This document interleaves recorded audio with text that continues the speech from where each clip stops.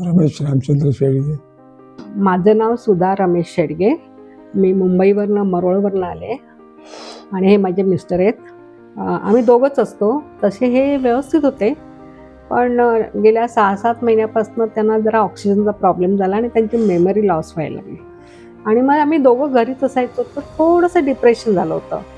तर माझ्या मुलाने सांगितलं, का नाही तुम्ही कुठेतरी रिसॉर्टमध्ये जा. पण म्हटलं रिसॉर्टमध्ये जाणं म्हणजे रिस्की आहे, डॉक्टर्स नाही, अचानक ह्यांना काही झालं तर. म्हटलं नको. म्हणून मी ते सर्च करत होते ह्याच्या गुगलवरती याच्या, आणि ह्यात मी जस्ट पाहिलं होतं ॲव्हनाचं, आणि त्याचं मला रिस्पॉन्स आला लगेच. मला व्हॉट्सॲपमध्ये तुमचा मेसेज आला आणि तुम्ही सांगितलं की बाबा असे फॅसिलिटीज आहेत, हे सगळं आहे आणि तुम्हाला ट्रायल बेसिसवरती यायचं तर बघा म्हणून.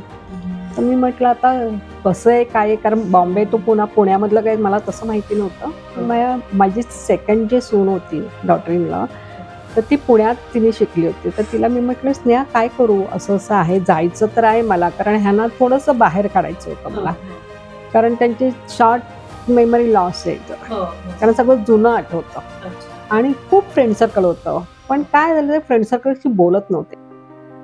मग घरी बसले का नुसते झोपायचे.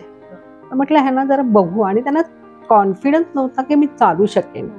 चालताना ते खूप त्रास द्यायचे, म्हणजे मध्येच बसायचे, मध्येच असं. म्हटलं काय करू, यांना तर बाहेर काढायचंय मला. तर ती म्हणाली की म्हणे नाही काकी तुम्ही जा, छान आहे. तिने इन्क्वायरी केली मला वाटतं या सगळ्यांची. तर म्हणे जा तुम्ही, छान आहे म्हणे तिथे. म्हणजे तिने तिच्या मैत्रिणीला विचारलं, तिने सांगितलं की नाही म्हणे, ती ब्लड बँकमध्ये आहे, तर ती मला वाटतं बहुतेक कॉन्टॅक्टमध्ये असणार तुमच्या. तर ती म्हणाली नाही छान आहे म्हणून. तर मग मी डिसिजन घेतलं. मग ते नेमकं त्याच वेळेला त्यांचा MRIचं झालं. मग मी तुम्हाला विचारलं की मला फ्लेक्सिबल टाईम मिळेल का, तर तुम्ही हो म्हणालात. आणि मग इथे आले, आणि इथे आले तर आय एम रिअली मी खुश आहे. म्हणजे माझं जे पर्पस होतं ह्यांना जे बाहेर काढायचं आणि हे करायचं, ते सगळं व्यवस्थित करत होते म्हणजे. आणि आता खूपसं चालायला पण व्यवस्थित लागले, आणि मला खूप आवडलं. म्हणजे मला जे पाहिजे होतं ते त्यातनं निघालं एवढंच. आणि त्यांचं जेवण पण सुधारलं. मी पाहिलं ना की त्यांचं जेवण, म्हणजे जे त्यांचं नेहमीचं डाएट होतं ते थोडं इन्क्रीज झालंय.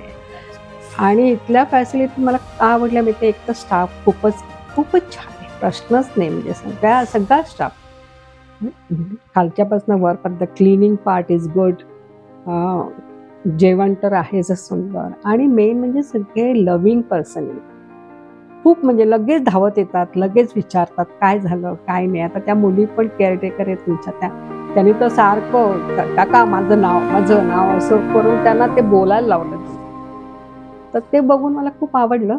तुमचे प्रोग्राम्स इतके छान सेट केलेले आहेत ना, त्यामुळे तसं डोक्यात येतच नव्हतं विचार. तुम्ही व्यवस्थित आम्हाला रिलॅक्स करायला पण टाइम देत होतात, आणि बरोबर ते प्रोग्राम तुम्ही अटेंड करत होता. आणि मेन म्हणजे फिजिओ पण होतं, सायकोलॉजिस्टचे तिथं गोडच मुलगी होती, फारच धमालच केली आम्ही तिथे. म्हणजे मी तर माझं वय पण विसरले होते. खरंच एन्जॉय केलं आणि मला आवडलं. मी तर सजेस्ट करेन की आम्ही नक्कीच परत येऊ. मेन म्हणजे वृद्धाश्रम नाहीच वाटलं. हे कसं केअरटेकरच आहे म्हणजे. हां, बस. आणि आम्हाला समजलं की बा आपलं कसे दिवस गेले पाहिजे, कसं एन्जॉय करायला पाहिजे, हे आम्हाला इथे समजलं. नुसतं टीव्ही बघणं, झोपणं, खाणं म्हणजे काय असं आमचं चाललं होतं मेन म्हणजे. पण आता कसं मला थोडंसं होप्स आलं की ह्यांना नक्कीच खाली घेऊन जाईन, किंवा कोणी एक माणूस ठेवेल, त्यांना म्हणेन चल एक राऊंड. म्हणजे ते आता चालतायत ते बघून. तर ते आले तेव्हा तुम्ही बघितलं असेल ना, ते कसं पटकन बसायचे, चालायचे नाही. पण आता तर खूपच म्हणजे. तुम्ही बोला आता. सर आता तुम्ही बोला, तुम्हाला काय वाटलं इथे येऊन? बरं वाटलं. बरं वाटलं, काय काय चांगलं वाटलं?